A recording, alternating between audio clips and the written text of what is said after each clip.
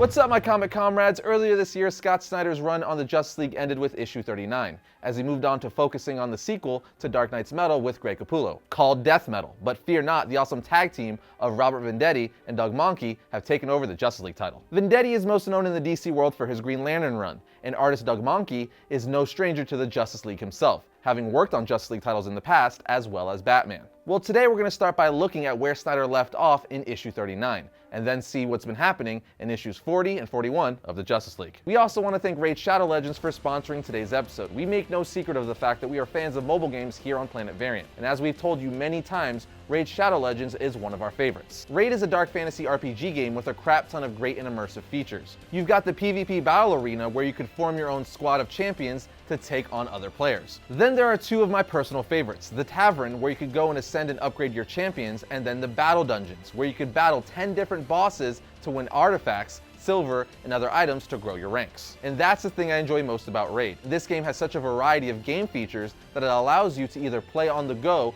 when you just have a couple of minutes to spare, or sit down and really dig in when you're looking to get more immersed. And Raid's new Season 1 of Battle Pass is another great example of that. You could jump on and complete daily or weekly challenges to collect awesome new champions and a wide range of other loot and treasure. It's one of my favorite new adds to the game. Also, right now, Amazon Prime members can claim some extra free content. So if you haven't already downloaded Raid Shadow Legends, you want to click on our link in the description and log into Raid Shadow Legends now and sign up before March 22nd to claim 3 Void Shards and 4 Superior Void Potions. Time is running out before these Amazon bonuses end in April, and the last drop is coming soon with 6 6-star Legendary Attack artifacts and 3 3-day XP boosts. By clicking one of our links below, all new players will also receive 100,000 silver and the rare Dark Elves champion Hexweaver, which is an awesome champion to have right out the gate and will help you get a strong start. You'll receive those in your inbox right here in the first 30 days. So make sure to claim those when you get them. Again, just click the link in the description and jump into Raid Shadow Legends with us. With that said, I'm about to get into spoiler territory for the Justice League book,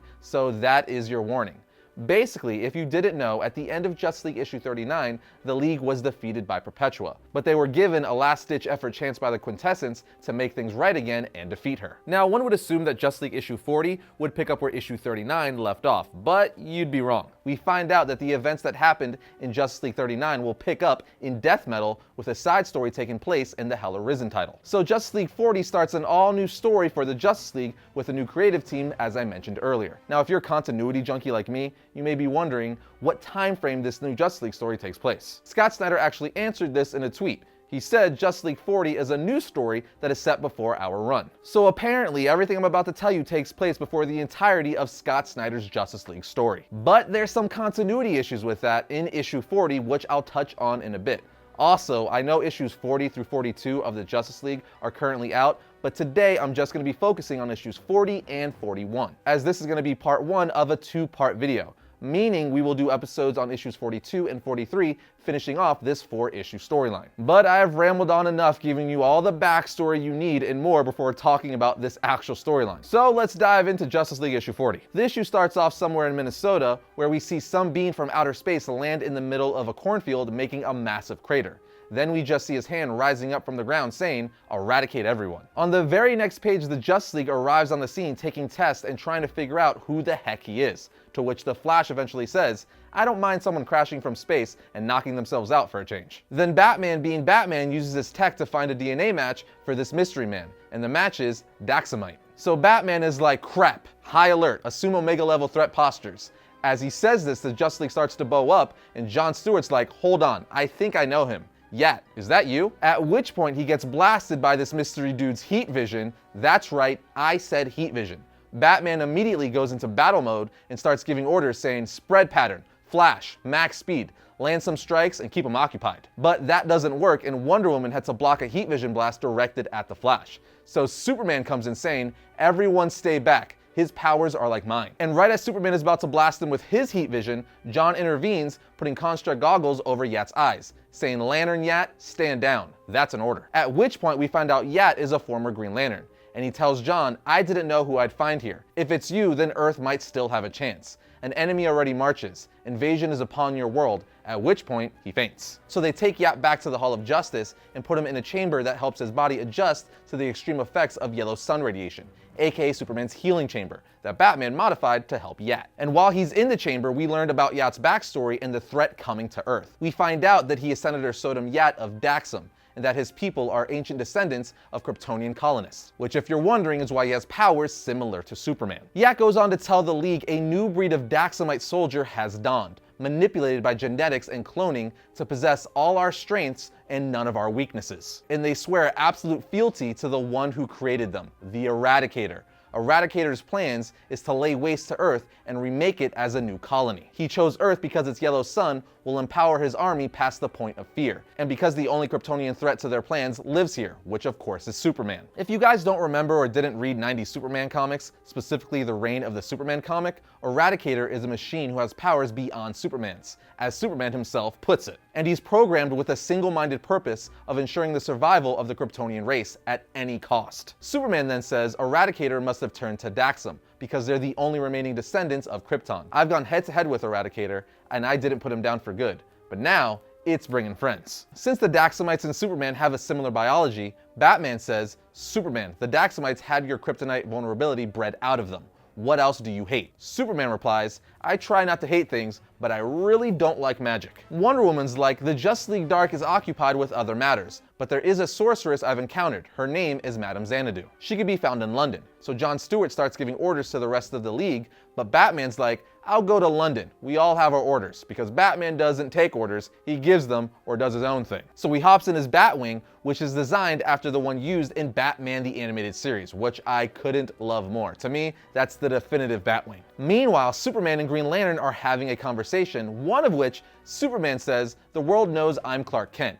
I chose to tell everyone. Is it too much to hope that someday they'll see me as a guy from Kansas and not an alien from Krypton? Now this is where some continuity issues come in, because as Scott Snyder said, Justice League issue 40 takes place before the events of his Justice League run. But in Scott Snyder's Justice League story, Superman very much still had a secret identity, meaning the continuity is off. There's even more stuff that doesn't add up, but for the sake of making this less confusing, I just decided to give you all one of the more prominent examples. I love DC Comics, they'll always be one of my favorite publishers, but man, their continuity has been a mess lately. They just need to simplify and go back to the basics, which I thought they did with Doomsday Clock, but apparently things are still changing. Anyway, back to the story. Long story short, Wonder Woman and the Flash alert the rest of the League that they spotted things heading for Earth. So the League all heads towards where it's going to hit, which just so happens to be Metropolis. Meanwhile, Batman finds Madame Xanadu in London, who doesn't take too well to him and is trying to kill him with her magic. We are then taken back to Metropolis, where the League finally shows up and is confronted by Eradicator, who says, Heroes of Earth, submit to eradication.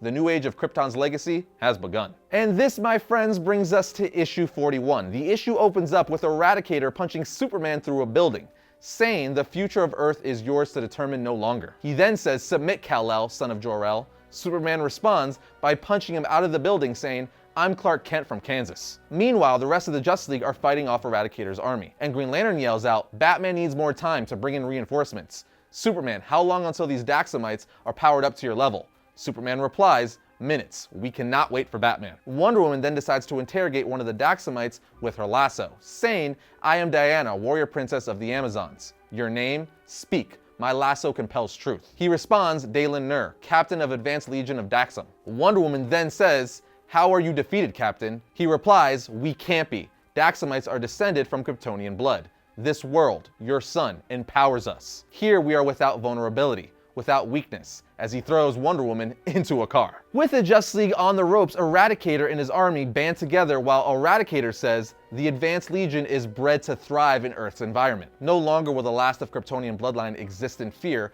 on the planet incapable of lifting them to their true potential. Krypton will continue here in a new colony that will stand for all time. This is the function I was created for, to safeguard and preserve. Advanced Legion, eradicate them. I just gotta say, I really dig this plot of Eradicator making Earth the new Krypton with his new breed of Kryptonians. But I digress. Back in London, Batman is basically trying to convince Madame Xanadu not to kill him, saying, Wonder Woman said I should go to you for help. There's a threat on Earth, one the Justice League isn't equipped to deal with alone. She doesn't want to listen to reason, so Batman uses one of his devices in his utility belt to break her concentration, and in turn, break the spell she's using on him. Long story short, he's able to convince her to come to Metropolis to help him and the League defeat this threat. We are then taken back to Metropolis, where the Justice League is taking a freaking beating. But out of nowhere, Batman and Madame Xanadu show up. Xanadu starts using her magic immediately, wrecking shop on the Daxamites. To which Eradicator says, curious. Madame Xanadu then says, move more swiftly, Justice League. The portal spell has its limits. But Wonder Woman says to the rest of the team, go, I'll cover you. Then Eradicator says, I do not have limits, and then blasts only feet away from the portal, seemingly taking out the leak. While saying, Krypton's legacy will not be denied. Eradicator then breaks into the Hall of Justice and hacks into their computers to broadcast around the world, telling everyone on the planet that Earth is no longer yours, and that any attempt to strike against them will yield no results, nor will any attempt to argue for peace. And while he's saying this, we see that the Justice League was teleported safely away by Madame Xanadu. Well, almost everyone, as they see that Wonder Woman is missing, to which the Flash says, send us back. And then on the last page of the issue, we see Eradicator holding Wonder Woman up by the back of the neck in the Hall of Justice, still talking to the world saying, do not look to the sky for heroes, species of Earth. They are already defeated. And that, my comic comrades, is how the first half of the Invasion of the Superman story arc finishes. I'm really digging this story. I've been a fan of Eradicator since the 90s, and like I said earlier, the fact he's bringing a more advanced species of Kryptonian to Earth to make Earth the new Krypton is a pretty cool concept. So I'm very curious to see how it ends and how the Justice League pulls out a win. Also, will Superman kill Eradicator for good this time, or does he just send him to some place like the Phantom Zone? We're just gonna have to wait and find out, but let me know what you guys think of this story and the new direction for the Justice League title down in the comment section below. And just like that, that's gonna bring another episode of Variant to a close. But fear not, if you like the Justice League or other comic book based videos, we got one for you right here. And if you like our channel, be sure to subscribe, like, and comment. It helps us out. But I'll see you guys next time when I talk about all things comics.